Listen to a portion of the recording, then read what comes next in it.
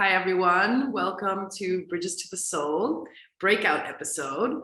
As you can see, different to most episodes that I've had with my teacher, Tom, today I'm sitting with Shari and Mirjam, who will be my guests today on this episode, because today we're doing something a little bit different. So usually this is a podcast about being a spiritual person in a rational world and the struggles that come along with that. That's our usual focus. And I have these conversations with Tom where we just look into different topics that are coming up for us. But I've lately been working a lot more closely with the kind of female feminine energy and a different perspective basically towards spirituality as well. And I felt called to do the beginning of what will be a sequence of breakout episodes where I will be interviewing women and we will be discussing similar topics, but from a different perspective, and just so you can have a bit more of an inclusive view on all of these different topics. So without further ado, the other two guests, I would love you if you would both introduce yourselves. Shari, if you could tell us what is your service that you bring to the world, and I would say who are you, but that's a bit of a metaphysical question, so we will leave it at what is it that you bring to the world, and maybe just a short description of your details. Gotcha. Your data. Okay, cool. Yeah, first of all, thanks for having us on your podcast. And my name is Shari. I'm from Germany, but I grew up in Sri Lanka. And I've been living in Berlin for 6 years or 7 years now. I've been kind of focused on female themes and working with women throughout the last 10 years. I've worked for female health companies, and I recently started a production company where we focus on bringing unheard and lesser seen voices on screen, and part of that is obviously the female perspective. I'm really inspired by that, and I'm a video editor and video producer currently. And I met Mirjam 2 years ago, and maybe that flows nicely. Mm-hmm. Yeah, Mirjam Saray Rothen. So what are your details, and what is it that you offer to the world? What is the service that you bring to the world? Thank you so much for being here, by the way, both of you. Thank you for coming together today. And I love the questions, which you just ask, because it gives me the opportunity to really feel inside what are my gifts for the world and what do I bring with me. And I have a gift which I really needed for a long time to acknowledge it, to appreciate it, to love it, to heal it, to free it. And it's the love to the sensuality, to the sexuality, to the earth. And at the same time, it's my love to the invisibles, to the angels, and to the light beings. So what I bring to the world is the bridge. I am a bridge. And I try in different ways, like art, like rituals, being in nature, learning from the nature, remembering who we are, to make this bridge accessible for other women, especially. I work especially with women. So I think this is what I bring in the world.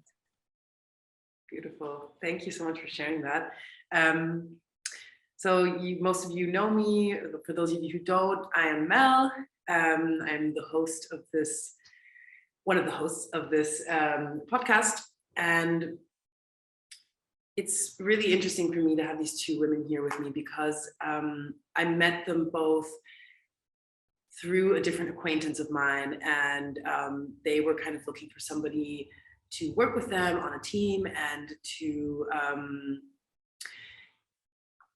kind of move this mission forward of how can we help women become more connected to their essence, to their nature as women, and create from that place, create masterpieces from that place. Whatever that masterpiece might be, if it's a human being, if it's a home, if it's a piece of art, if it's a business, anything.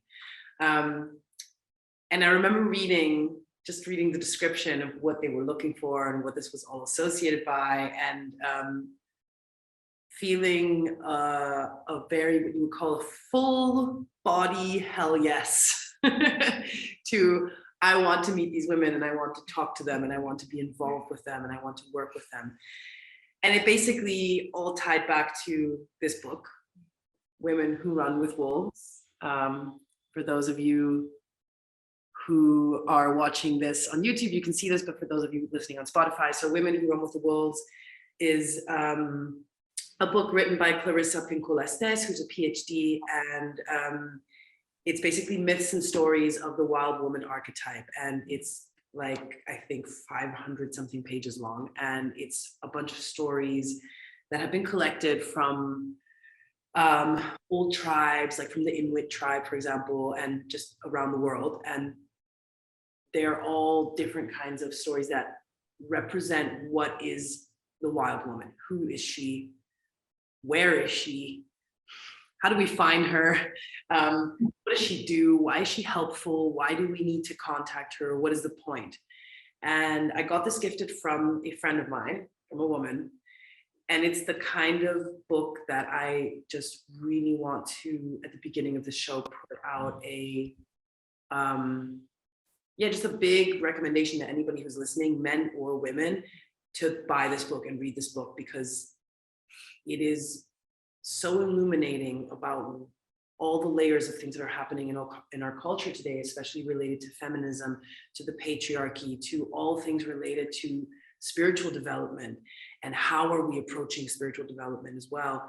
And it works so much with this energy of the masculine and the feminine. What is the feminine way? What is this? We've never been taught. We know gender, we know stereotypes, but we don't know, we're not familiar with this energy, with the feminine energy, the feminine way, the wild woman way, being a very kind of specific kind of feminine way, because it's very connected to the earth, and it's very connected to the tribe of other women. So that's what led me to do this breakout episode as one of the first of many, because I think we need to have a bigger dialogue about this topic. And so I wanted to kind of hand this over to you, Mirjam, and maybe you can share with our audience a little bit. You said that you work with women, you are an artist, you are a healer, you are someone who's deeply connected to nature. Why is it that you chose to dedicate yourself to this work? Take us through a bit of a journey. Where did it start, and why did you decide this is where it's at for me?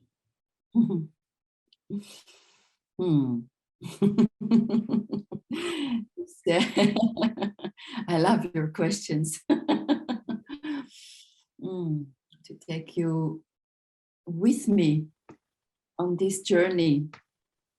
Yeah. You know, when you ask this question, I see myself as a little child. I see myself how I grew up. I was most of the time in nature.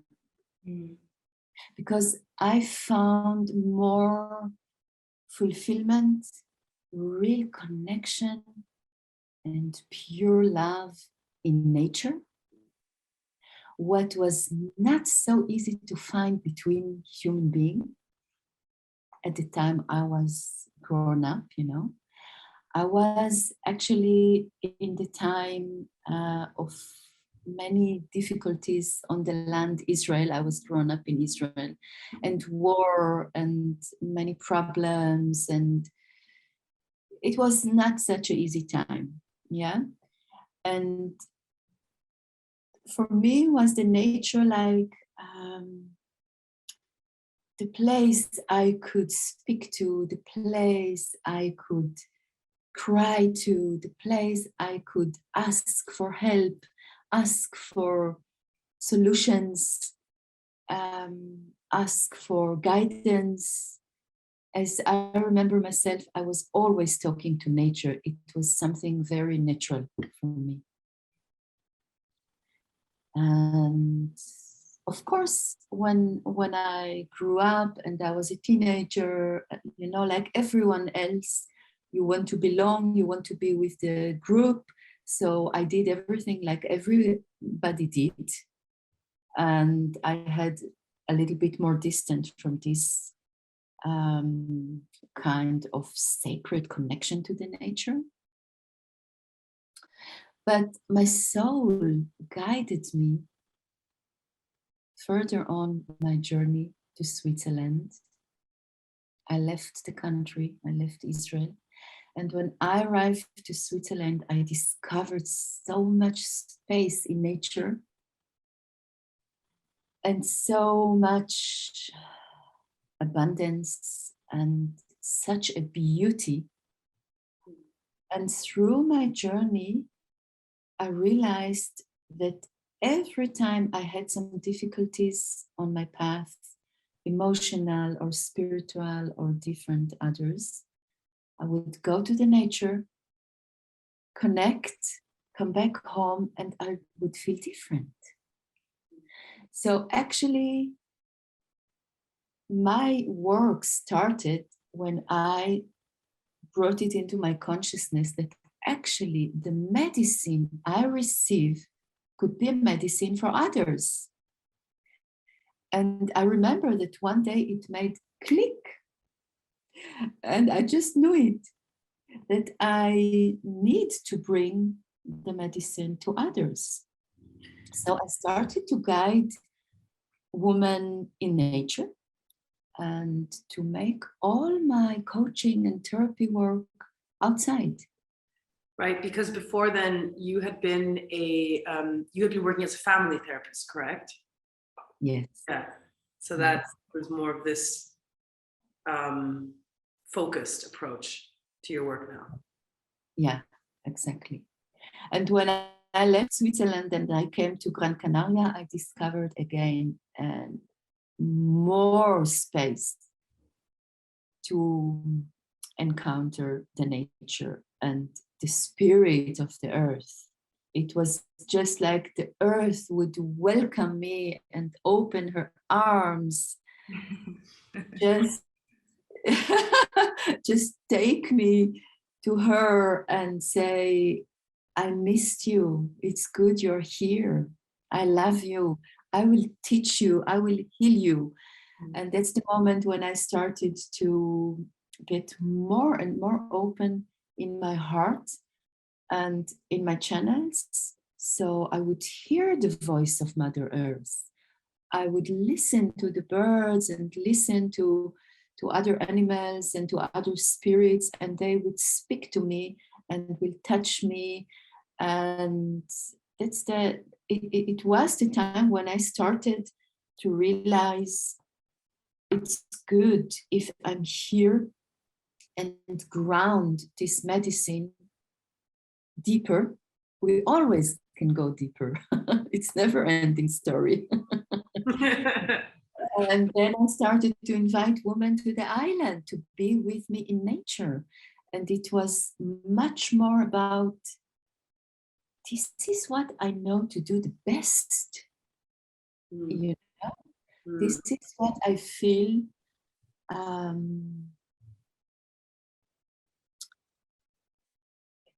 it's one of my gifts. It's one of those gifts I received. And by the way, it's also my medicine because I am very highly sensitive and intuitive.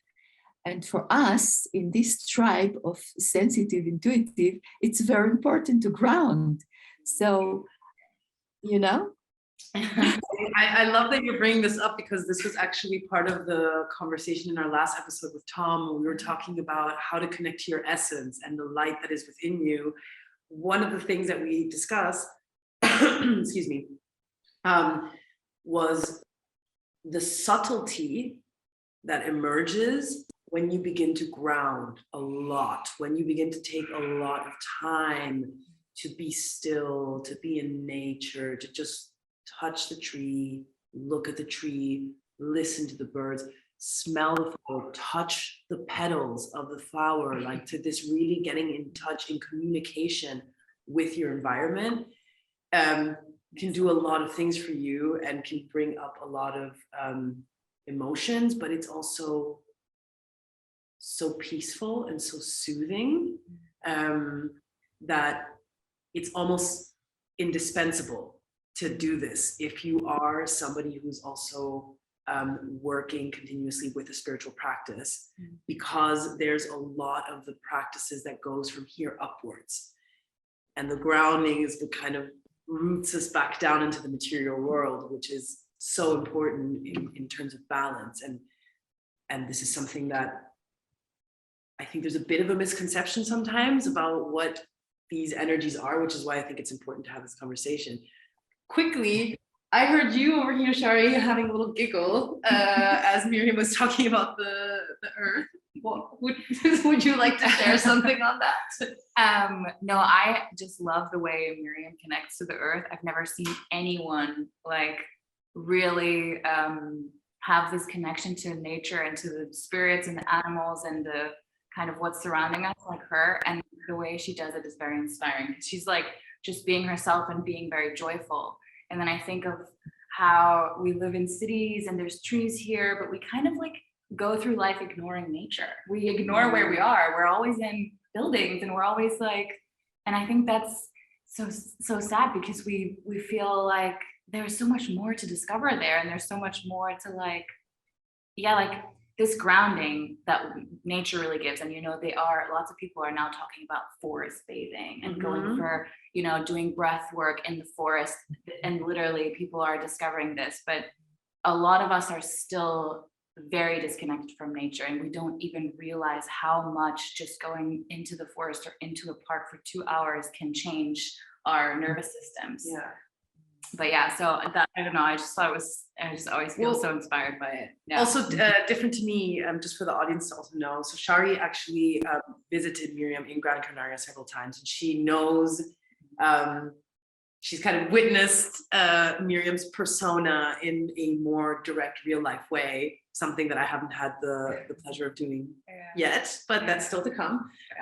So yeah, I think that she, I think that if Shari says that she's the most grounded person she's met, it's probably true. Yeah, wonderful, thank you. But yeah, so what I'm curious to know here is, so Mirjam, you decided to start working with women, helping them connect to nature, helping them connect to their essence. But you, from what I know, you were working predominantly with a little bit older women, so let's say like middle-aged women, correct, in Switzerland, and have now taken to working with like the younger generations. So I'm curious to know what led to that transition. Maybe is it perhaps something of what Shari said, for example, seeing younger women having less connection to nature, or what motivated that for you? What made you shift your focus a little bit? Well, maybe it's good that I say it's not really so that I worked more with elder women. There was also a little bit a mix in my groups, yeah. There would come some young women and then more older, but it was always a little bit a mix. And what I realized is two things. One of them is that I saw the young woman in their openness, like Shari, for example, when she was coming to visit me, and I experienced her on the way in the nature. and being together, it's such an openness and such a curiosity and such a longing for something more, for something deeper, for something real, to get encouraged and to get supported, really to connect more to the essence. And I have, one of my gifts is as well to see the essence of other women, to feel it. And when I see it and feel it, it just opens my heart, you know. Somehow I remember how I was a young woman on my path, and there were no other women to support me in this way. And how I was longing for it.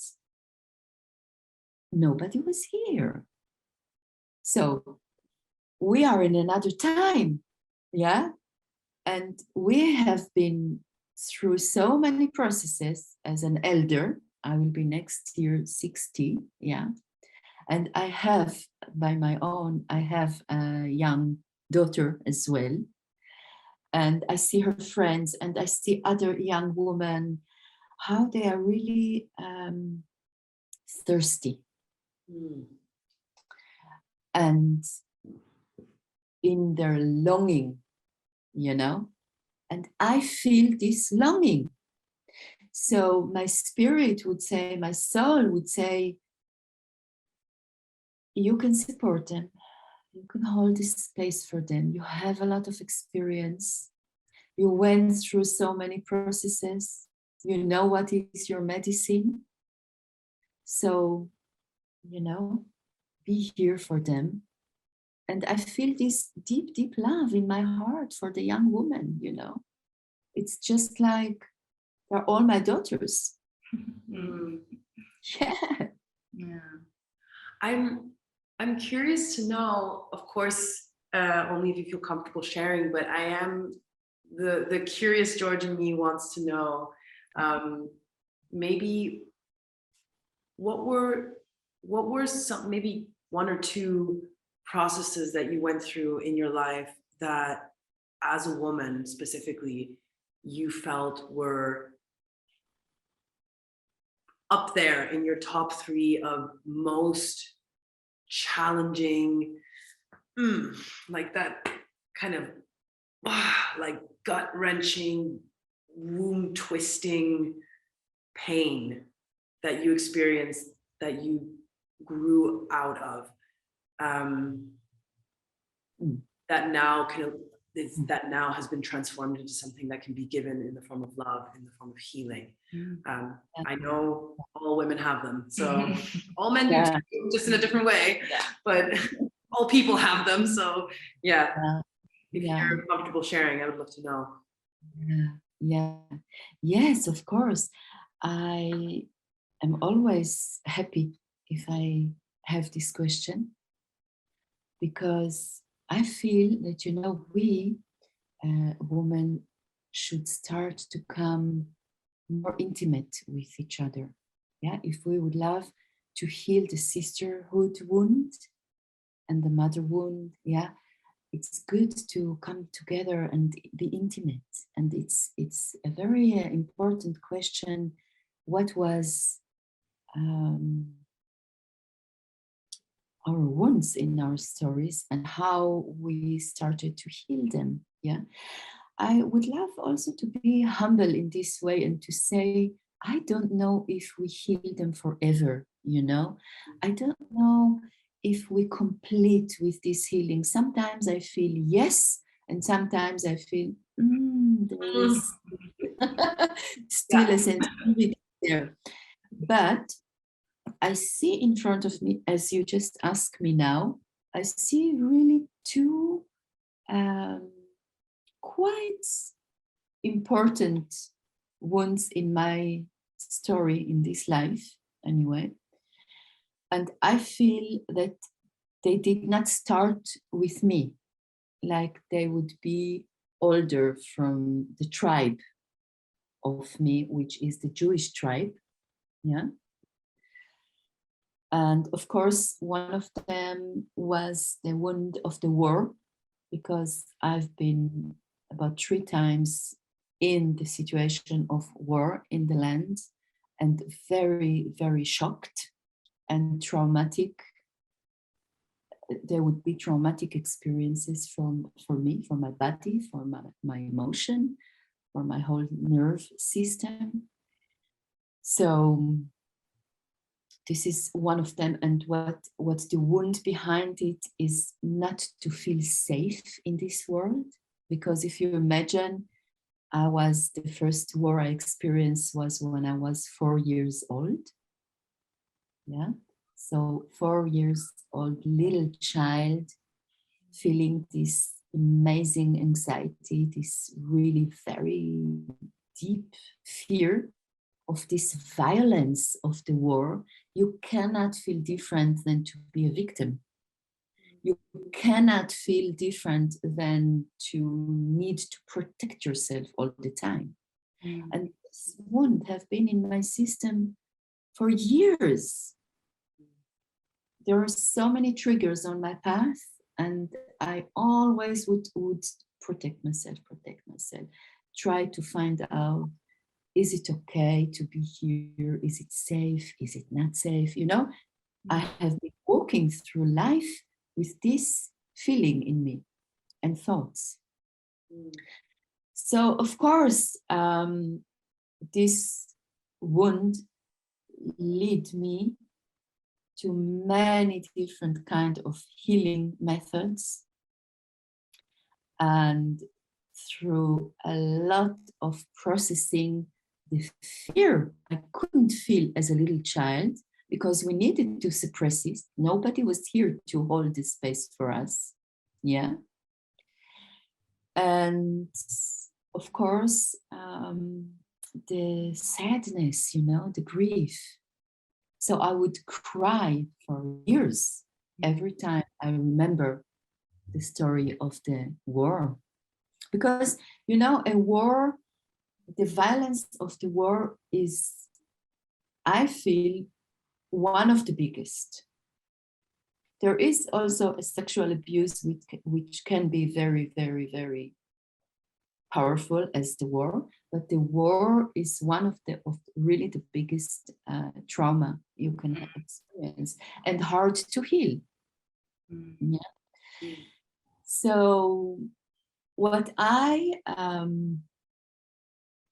learned from it, and what I got conscious about, is that it brought me more and more to the safetyness in me, to practice being safe in my body. Because if you are if you're traumatized in this way, you always go out of your body. It's the safe way, yeah? It's the safe place. So it was, in a way, for me, also a wonderful way to connect to the other realms.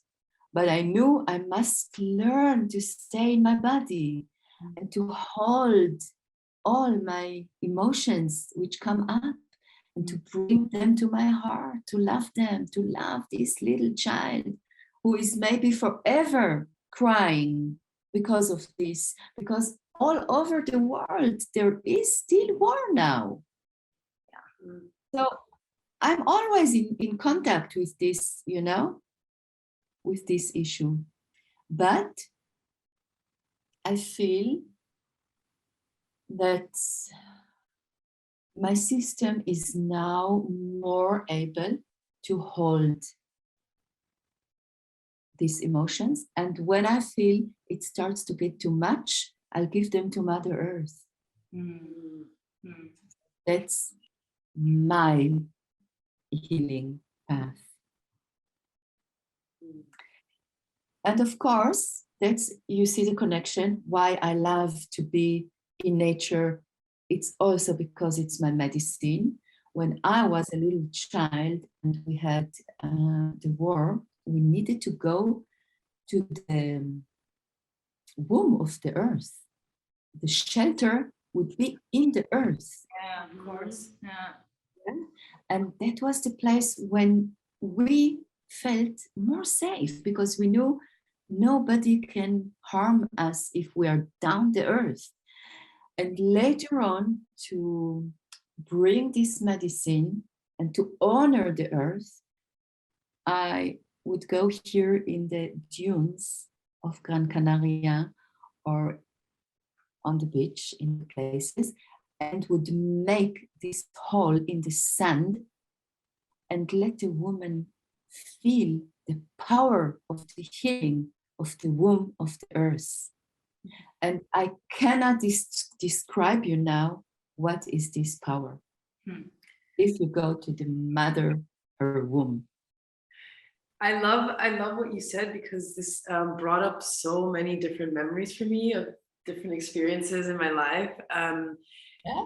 But one of the main ones I keep circling back to is when I was younger, when I was about 12, actually, I was about like 10 or 11, the first time that we went.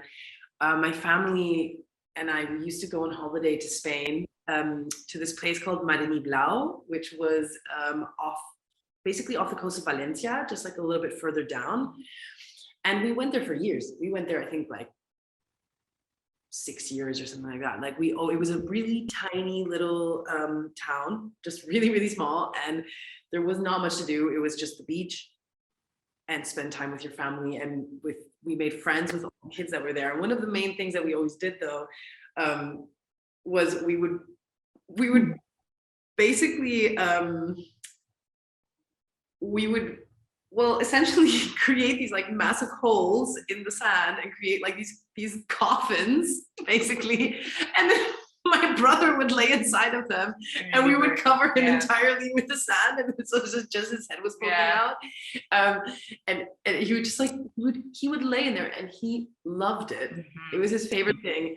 And not to get too off track here, but I think it's really funny because Mirjam, I think, is a Taurus, and so is my brother. So it's also the very like strong connection to the earth, and I always experienced that. But for me, what I was just thinking of when you were saying the healing power of the earth, it's interesting for me, that's always been water. I'm not sure why. It's always been water. Like I have water elements in my chart, but I think as a child as well, like whenever I didn't learn to swim very quickly either, but somehow water, the ocean especially, became for me the thing. And in this holiday, for example, a lot of the things that had accumulated over the course of the year, that maybe you hadn't talked about or that hadn't been discussed in the family because everyone was kind of busy and tests and things like this, you know, and it had maybe accumulated. Every time we went there, things would just explode with the power of the ocean. They would amplify, they would explode, they would come out. And at the same time, every time I stepped into the ocean, it was like a layer was being washed off of me. And still to this day, the thing I suffered the most during the pandemic was the fact that I could not see the ocean for 2 years. Wow. And it made me so sad. Like it was a very deep, grieving feeling of I need the mother. I need my mother in terms of like the ocean to envelop me, because she's so powerful and potent and cleansing.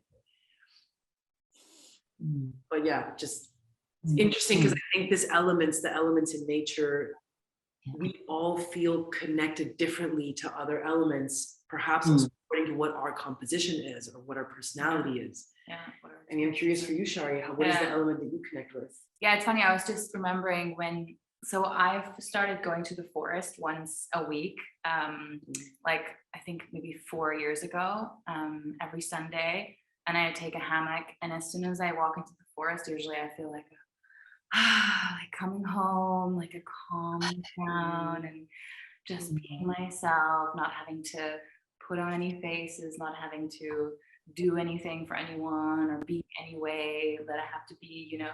Even walking through the city, technically we're always being seen by people, we're always being like watched, and I sometimes feel myself thinking, what do I look like to other people constantly, which is like super anxiety inducing. And obviously, like, yeah, so the forest, especially when I'm able to be there alone or just with one person, it's just so, you can just be yourself. You're just like, that's what the forest means to me. And it has to do also with the earth. And yeah. And like an unruliness, yeah, right? there's like it's like you can just do whatever you want there. You can go barefoot, you can run around, you can dance, you can sing. I sometimes just sing to myself. I Like, do that too. yeah, it's so freeing. Yeah. And funny thing, so I was thinking of when Mirjam and I walked to, she has a very like magical, I think I told you this, magical special place in Gran Canaria by the where she goes, where she's held a lot of rituals. You've held a lot of rituals there. And we walked around the corner to this area and totally in nature. And I could feel it in my body. It was such a crazy sensation. There, something shifted, like you just came into a place and everything got warmer, or you just felt something in your stomach. Like I felt something in my stomach of like also of a coming home, like a like welcome. And that's, I can't explain it to myself. I don't know what that is. And it was, there's something to, I don't know, there's something to these nature places. Yeah, I have this in the Grunewald forest. Yeah. There's a specific area in the Grunewald forest that every time I walk there, it's somehow a little bit colder than everywhere else.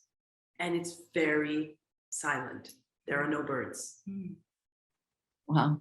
And every time I walk through there, I step on flintstones and I collect them. But it's a strange place. I find it so strange because I know there's something interesting that happened there, but it's a place that always calls you to walk through, but it doesn't call you to stay. That's the feeling that I always get. And there's something very interesting about it. It's like please enter, but don't stay. It's too silent for you to stay. Like it's too, like there's something there that's not inviting you to stay, and yet it's powerful.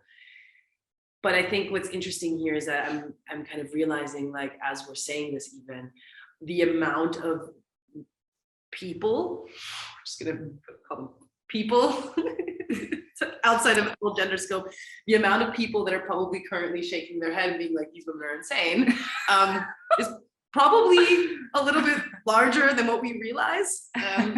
But it brings me to this topic that I think is so important, and which is why I think Mirjam's work and Shari's work and all of the things that we're doing is so valuable, which is this topic of fear and this why are women who are deeply connected to nature, who want to be running around the ocean or just want to be rolling around under trees barefoot and dirty and, without shame, without concern, without a sense of responsibility, in a way, why are a lot of people so afraid to go there, Mirjam, to go into the place? Honest, why are we afraid? It's actually very, very profound question, very deep, because I was about speaking about my second traumatic experience, and I think it has connection. That's what I feel now, because we have been living in a patriarchal society, and where the male energy, the masculine energy, have been so dominating us for many, many, many years, and we are still on the way, in this process now to free ourselves, to let go of the fears. How couldn't we be in fear if we got threatened all the time, if we got hurt all the time? And one of my second profound experience was the sexual abuse. So inside this experience, actually, all my sensual energy, all my creative energy, and my erotic energy, and everything what is so natural for me needed to be compromised, needed to be like hidden. Compressed. I think you will. Yeah, compressed, exactly. And I did not feel safe. I did not feel welcome. Yeah. I did not feel that I belong, And as a young girl, as a young woman, you want to be belong. You want to be accepted. You want to receive yes from the community. You want to feel safe in your nature. And I did not feel it. I always needed to hide. It was always something forbidden. Especially I come from a Jewish family where my father has been very dominant. And he had so many fears about us girls in the family that he wanted to control us. And if you always have control around you, either you become a rebel, and you go away. That's what I did. I did as well. I just left the tribe, I left the community and searching my freedom, searching my space, searching the way or the lifestyle where I can feel I can just be, I can just breathe. And that's the way I realized, especially very much here on the island, that when women come here and they experience me in this sensual energy, in this feminine energy, they feel like, oh, I'm also allowed to be like this. Oh, this is inspiring. Actually, I also have it in me. I also want to feel free. I also want to feel sensual. And I try my best to give them the space and to encourage them, and to activate all what is ready to be activated now. So they can let go of the fears. Mm. So why we have fears, it's quite clear for me. Mm. And how we can manage these fears, how we can heal them is actually, first of all, we need to see them, we need to acknowledge them, and then we can let them go. Yeah. Because today we don't need them anymore, we become so strong and powerful and we're not alone anymore. We are the whole tribe of women here together. Nothing will separate us anymore, Yeah, and we have guidance, I think, which is something that we didn't have before. I think also back to the generation of my mother, she is 73, and some of these fears are in her, some of them are not, but she didn't have the kind of guidance of another woman who was older than her, perhaps, that could kind of show her this way of how to be free and liberated. She was reprimanded all the time for being too wild, too unruly, too loud, too dramatic, too blah, blah. She's a lot. She's a very intense person, but there was, from the women in her family, there was more kind of repression and this kind of like, don't do that. Yeah. Don't do that. That's not allowed. Don't be so. Shh, be quiet. Don't you see your grandfather speaking? Like these stories that she would share with me, and I was like, oh my God, why? You were like 6. Why didn't they just let you run free? And it's really particularly funny if you ever see her, because she has so much energy. It's really like, I don't even know how to explain it. It's like asking a dragon not to spit fire. Like, what? She needs to move and be like, but she never had any guidance, for example, in this thing. And I think a lot of us, up until recently, didn't either. And a lot of us feel too loud, too messy, too wild. And we're constantly told, it's and this is the place where when we come to the circle, together, and exactly this is the place where we accept every one of us the way we are. And it's nothing anymore too much or too less. And this is what we are on now in our days. We try to bring this energy more and more, to cultivate this energy of acceptance. And all what we have been told before, you're too much, or to this, or you bring not enough, it's the other part of it. You bring not enough, of what you should. And if we come to the circle, we are just perfect the way we are. And this is what we need. This is our medicine. And who can make it? Who can do it? It's only the circle, It's the love of the circle. It's the open heart.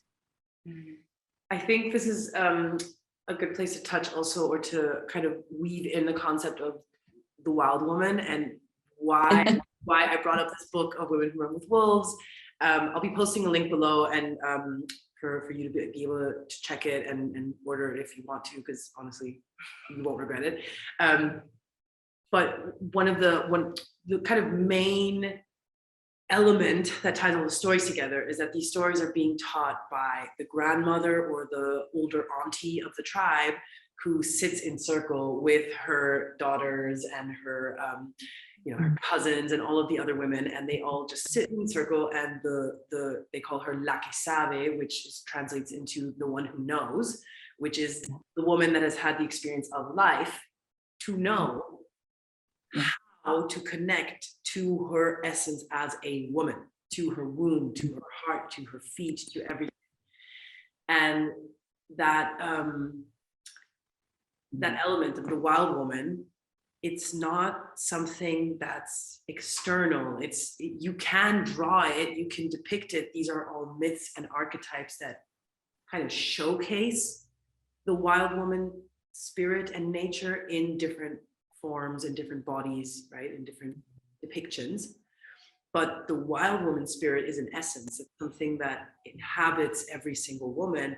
The way that the wild man essence inhabits every single man. And I don't know enough to be able to say where or how they fuse, but I would like to say with the wild woman essence, because I think for a lot of us,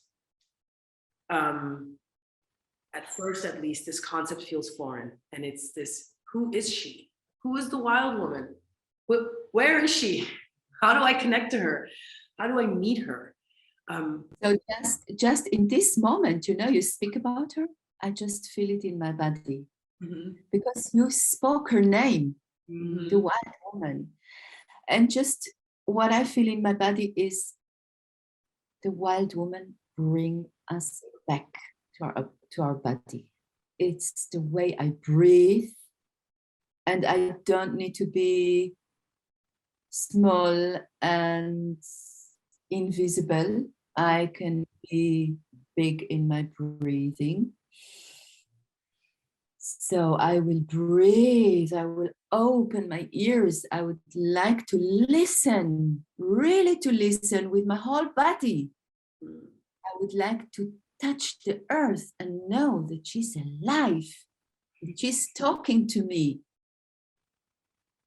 I would like to feel my feet on the earth and to feel this, exchanging of energies, this magnetic field of the earth. I would like to sound, because it comes from inside me. I would like to move. I would like to express myself. I would like to sing. Maybe I will cry. Maybe I will laugh like crazy. And be very quiet, observing. Watch the cats in the nature. Watch the lioness. Watch the birds. Listen to the wind. Smell the earth. Express what you feel. Nothing is wrong with you. Just express it, express it, express it. Be creative with this. Listen to your dreams. Listen to your visions. Pray to the Mother. Pray to Divine. Touch your body. Love your body because it's your temple for this lifetime. There's so many aspects of the wild woman, you know, there's so many ways to access her. And the direct way is to be in nature and naked. And why naked? I don't mean always naked, no clothes on you, you know. Sometimes it's the best way to take out your clothes, but sometimes it's about being naked, being intimate, being real. There is nothing to hide for Mother Earth. And if you are wild woman, you don't need to hide. Because your truth is just your truth. Who should judge you? Who? If you are truth in your heart, if you are connecting to the nature, to the essence of the earth, which is our mother, who loves us unconditionally, who should judge you if it's an unconditional love?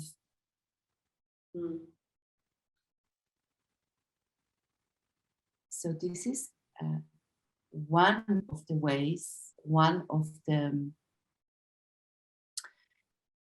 waking up of the wild woman.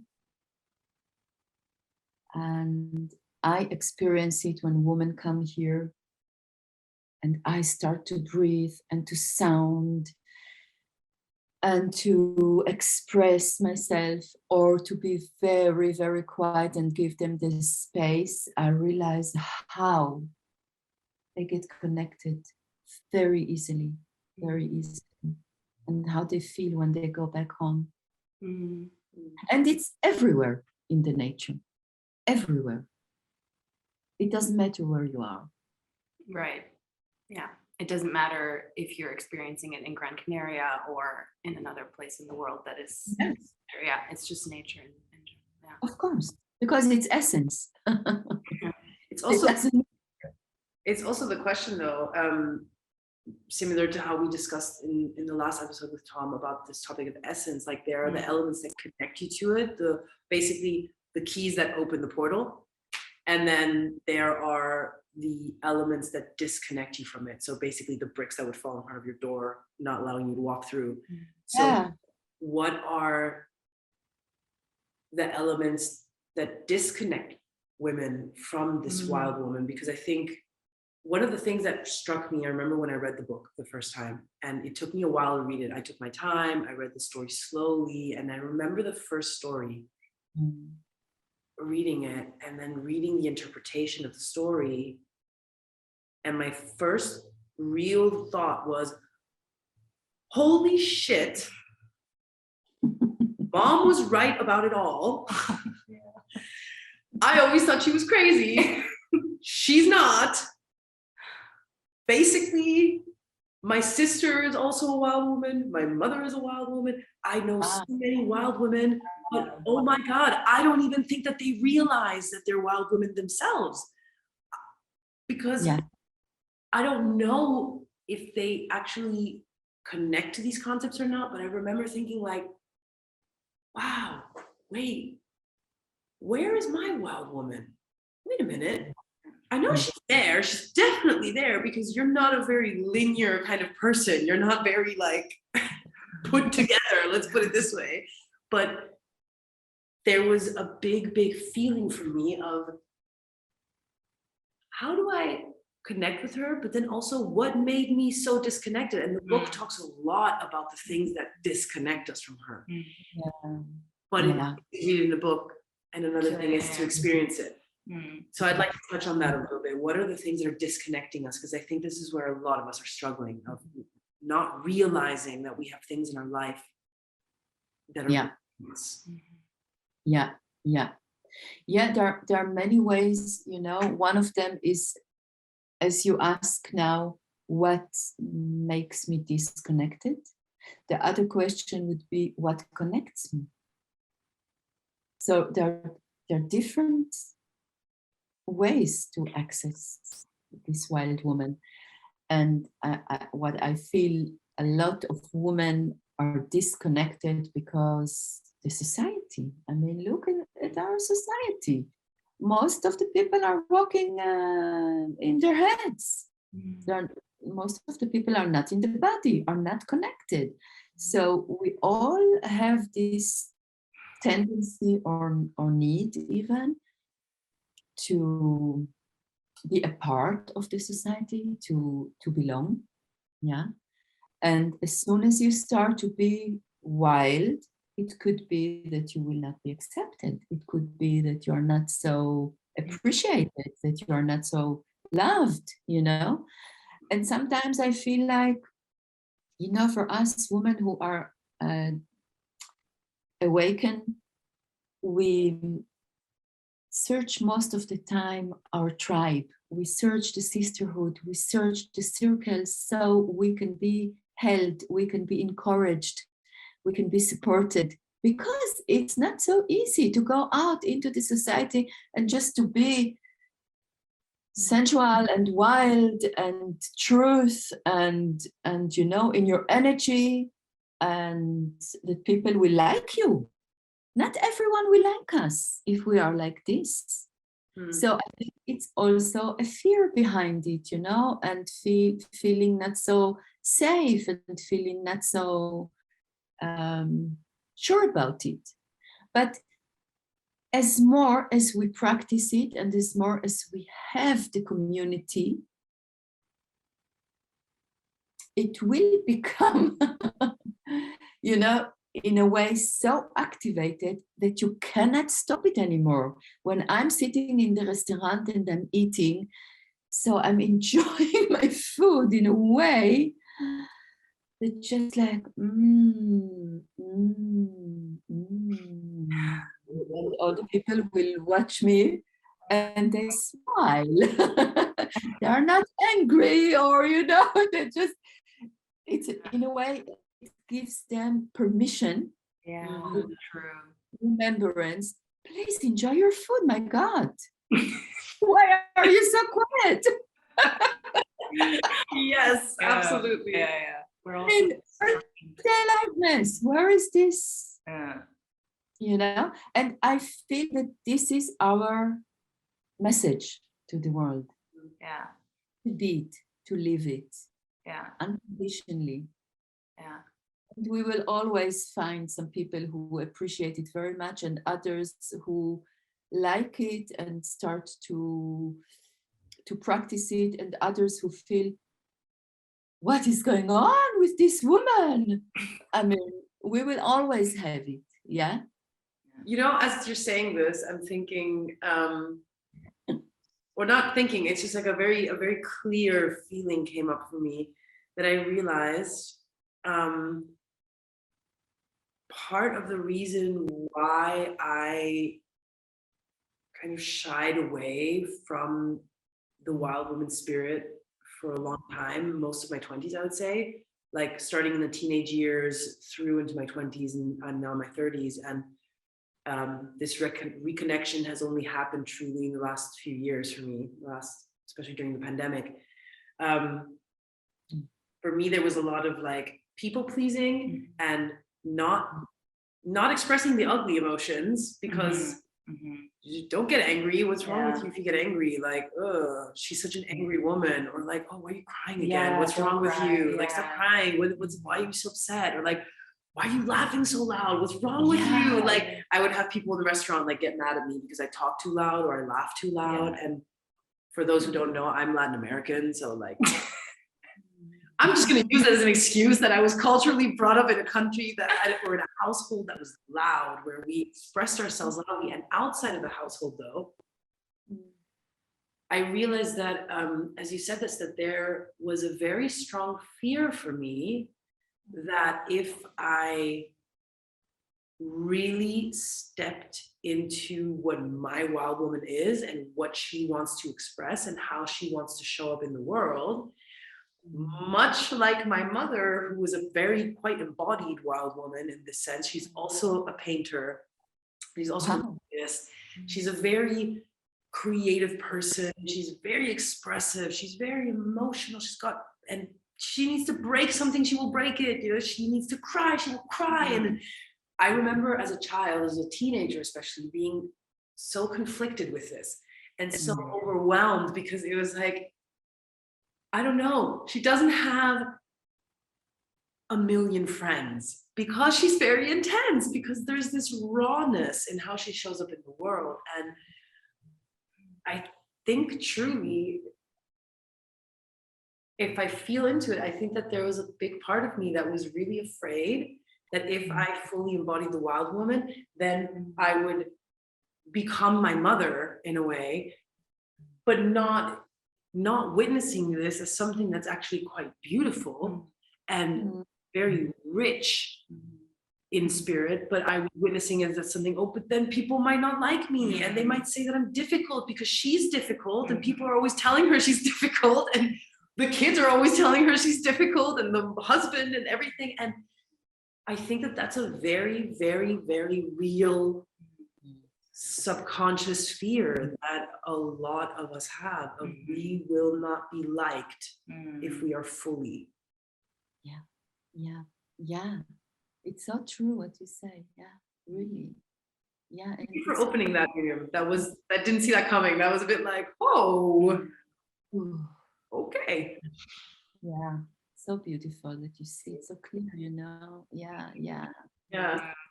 It's a gate. It's really a gate. Yeah. But how can we bring, for me, it's interesting to also think about this in terms of, obviously there's our own discovery as women, and there's the journey that we need to make to get to the root of who we are and be able to honor that and own that. But then there's the question also of, how do we bring in the men in society? How do we bring in the counterpart, basically, or the complementary part, into this journey? How do we work with that as women of all different ages, with different cultures and backgrounds? How do we start to bridge that? How do we create that bridge? Yeah. You speak about the masculine part of us. Is that what you mean? Yes, the masculine part of us, but then also quite literally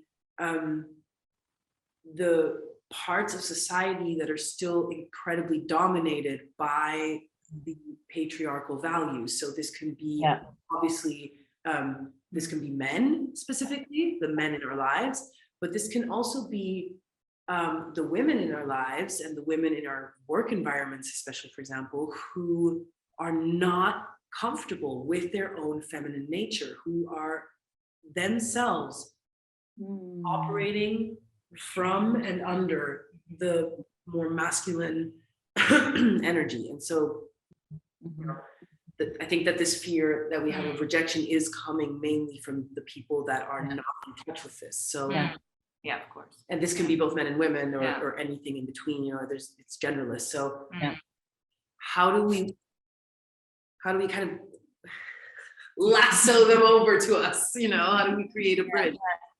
This is a beautiful it's a beautiful image, how you just felt into this energy. It's in a loving really, really. And you know what? I love this question because it's really very, very much now in my life, it starts to be more and more important. I hear also voices of other men that I know, and also my husband's voice, who ask, what about us? Hmm. When can we be included? Why are you always between women, you know? And I felt once I heard really with my heart what my husband just spoke to me.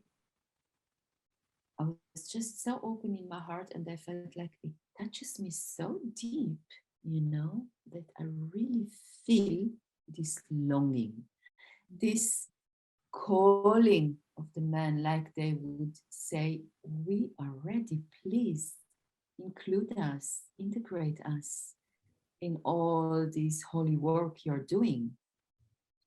And what I feel for my story, you know, for all my stories, let's say, what was very important for me um, to heal, and I'm still on this healing process, is to forgive. Hmm. And this forgiveness can go on and on and on. What helps me to forgive is compassion. You know, when I connect to the goddess of compassion, I feel in my heart so much more space to accept also those who we feel we got hurt from them. Yeah. So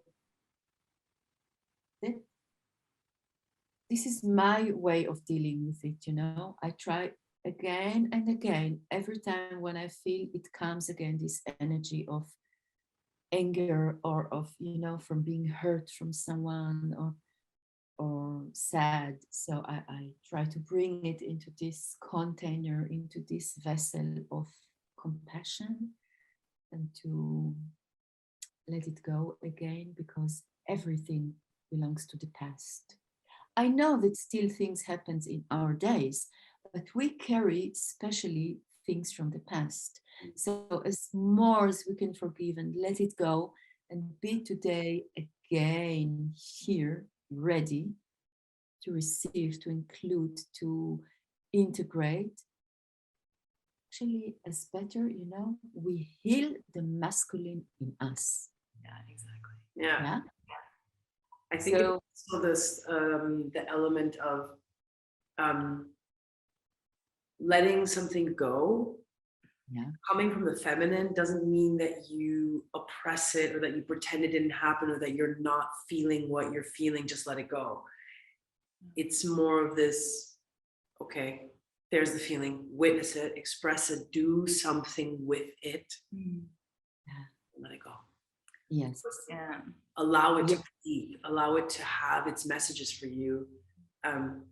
Yeah, and I think that that's also, that becomes an healing, also this masculine aspect of boys don't cry. Men are not allowed to show expressions. Men are not allowed to suffer. Men are not allowed to be in pain. They're not allowed to be angry because that's violent. And they have all the same limitations that we are having in a sense. They're just flipped, reversed. Yeah, exactly. Yeah, and this is the path of forgiveness and of healing. Yeah, I remember exactly what you just said now. I remember when I faced the anger or aggression of my partner, I would always get triggered because it was connected to other men in my life and to other aggressions. And my commitment to be here in this life and to say, I'm not allowing anything anymore to threaten me, you know, and I don't accept any aggression in my field. But to hold this space in love for anger, it's something else. Because we all have anger, it's an energy, and anger will show us maybe we did not respect our boundaries. So we need to take care of our boundaries again. Everything, every emotion, every kind of feeling is a teacher somehow. Yeah, that made me think. I was also thinking the whole time, the way, if we go back to the question of, because how, if we are healing as women, we're also, and you saying, you know, lots of us have had experiences of facing men who have, you know, made us scared, made us feel weak, made us feel small, and given us and whatever trauma that has come from that. Processing that and healing that as women and stepping back into our power is the way where we can show up again in an equal and in a powerful way in front of men. And that is the most healing thing as well, because we stop perpetuating the cycle of victim and oppressor. And it doesn't just take, of course, it takes men to recognize the quote unquote damage that they've done or that society has perpetuated, because they've also been put into roles of oppressor, or they've been, you know, indoctrinated and from this, childhood since they're like 3 or younger. There's so many things have been feeding these these behaviors that have led to victim and oppressor. But women, especially when we come together to support each other's healing processes and step into kind of our natural selves, but also our powerful selves, that just being witnessed then by men is healing to them too, because then they know they can also be weak or vulnerable or feel their feelings, because we are now able to and they don't need to protect us, or they don't need to be the powerful one. We are now on the same level and we can face each other in a healthy way. And I think like it's gonna be like a, what's it called, domino effect. The more women that kind of face their traumas and do, I don't know, face themselves and accept themselves, the more men are gonna do the same thing, and then it'll all be fine. Oof. I love how you wrap that up. That sounded, oh wow. Yes. Yeah, I love it really. Yeah. Maybe Shari will be doing the podcast with me soon. Hey, who knows? The fusion of the three of us. I know, I love both energies, you know, because you have different energies, different frequencies. Each one of you brings something different, and it makes it full, you know. It belongs all to this vessel. I love what you both bring in, really. Yeah, I feel really I feel like we could continue talking for like 3 days, and it would just keep recording, and we would make like 6,000 Bridges episodes out of it. So think of our audience though, we will wrap it up slowly. Because I still want to ask you one last question, Mirjam, which I think would also be interesting for the audience is, so you mentioned before that you work with women in Gran Canaria, and we talked about now extensively this topic of connecting to nature, of getting in touch with our wild woman, of freeing ourselves from a lot of the judgment that we feel inside that is not allowing us to breathe, and doing this healing work. So maybe for the audience to know, you have a specific retreat coming up in November in Gran Canaria, and maybe you can share a little bit of what are some of the things that can be expected from someone if somebody wants to go to the retreat, or they're interested in working with you. What are some of the things that they can kind of expect to receive or to kind of encounter? As I'm sure for a lot of people it might be a very new thing to try, so yeah, maybe you can shed some light on that. Yeah, it's a pleasure to talk about it. It will be, I must say, it will be the last retreat in this space now where we live, because we are going to leave the island next year. Yeah. So it's a pleasure for me to invite women to come again, or the first time, but for me, the last time here on the island, and to receive actually all the knowledge I collected since I'm here, the last 10 years. I love to bring myself with everything I know and experienced about the places, everything I collected and gathered in me through my healing processes. I love to hold the space and to witness your own process. So actually, what I can offer is a safe place. We will create a beautiful circle of sisters who cares about each other, who support each other to go in your own process. And I mean, you know, it will show up for each woman exactly where she is now on her path, what she needs, and how she will receive it. We are going to gather and to be in ritual space. We are going to have heart sharings and to activate the silence in us and the aliveness in us, the senses and our channels. We can be sensitive here because we can feel safe. And we will have also fun, not only processes, because I love to work with body painting, with the muse, you know, if everyone would wish it. So we will also paint our muse.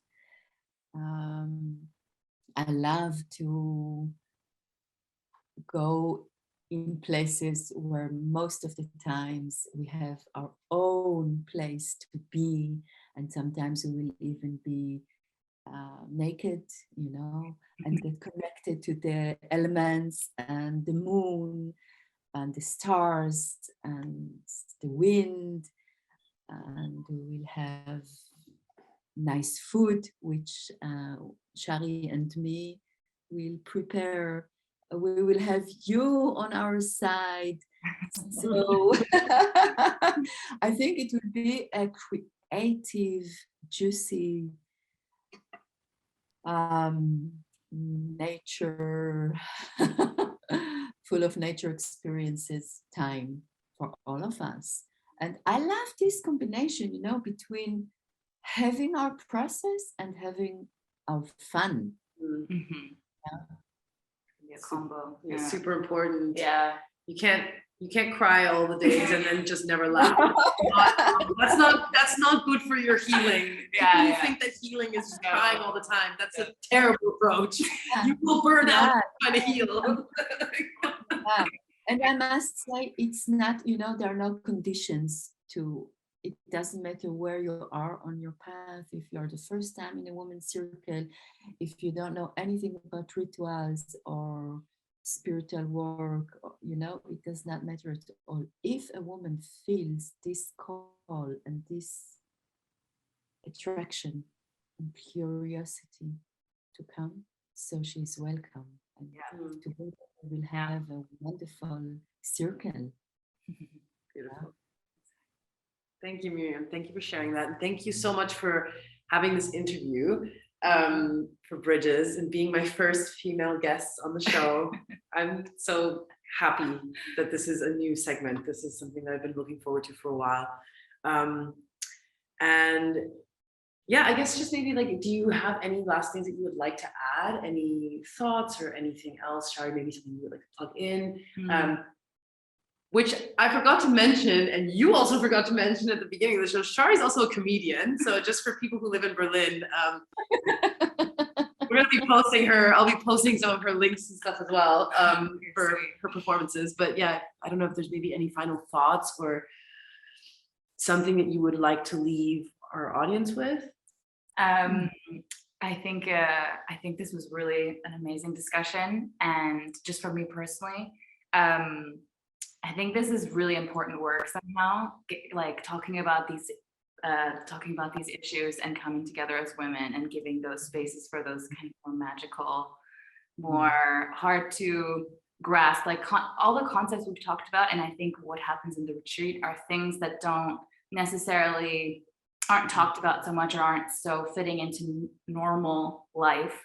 And that's why they're sometimes a bit scary or a bit like there's a lot of still resistance, I think, from a lot of us. But personally, and I still also have a lot of resistance, I do feel that there's something growing here, and that's why I'm quite excited to explore it more in the kind of retreat setting. And any woman or anyone who identifies with this kind of, or has this kind of interest and curiosity, just to come talk to us, come message us. We're open, and we're excited to bring it to more people and to, I don't know, have a really cool, fun retreat. Yeah. That's the. Yeah, and I must just say,